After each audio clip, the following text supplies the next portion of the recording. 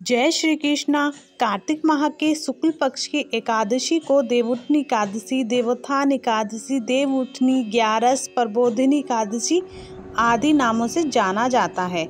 इस दिन श्री हरि विष्णु निद्रा से जागते हैं। आइए हम आपको देवउठनी एकादशी की कथा सुनाते हैं। एक राजा के राज्य में सभी लोग एकादशी का व्रत रखते थे। प्रजा तथा नौकर चाकरों से लेकर पशुओं तक एकादशी को अन्न नहीं दिया जाता था। एक दिन किसी दूसरे राज्य का व्यक्ति राजा के पास आकर बोला, महाराज कृपा करके मुझे नौकरी पर रख लो। तब राजा ने उसके सामने एक शर्त रखी कि ठीक है, रख लेते हैं, किंतु रोज तुम्हें खाने को सब कुछ मिलेगा, पर एकादशी को अन्न नहीं मिलेगा।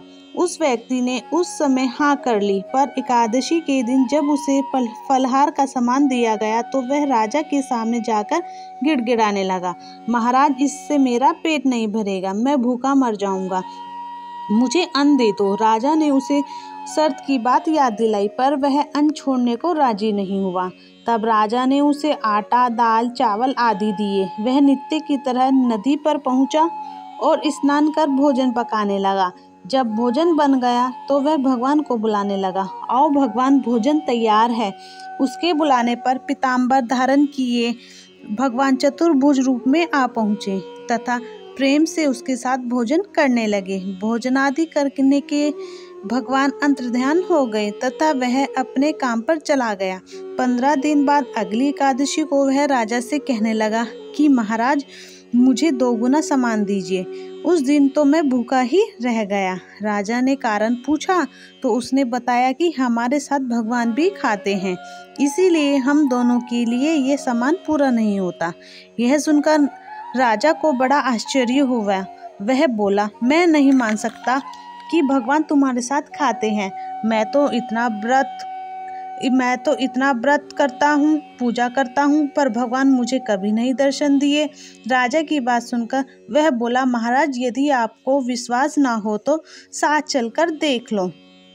राजा एक पेड़ के पीछे छिपकर बैठ गए। उस व्यक्ति ने भोजन बनाया तथा भगवान को शाम तक पुकारता रहा, परंतु भगवान नहीं आए।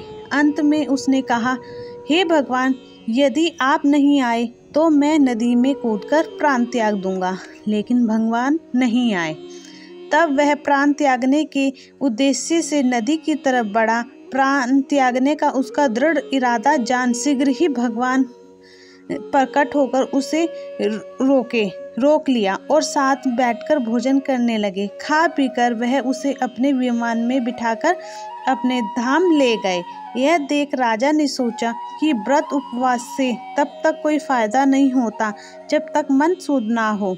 इससे राजा को ज्ञान मिला। वह भी मन से व्रत उपवास करने लगा और अंत में स्वर्ग को प्राप्त हुआ।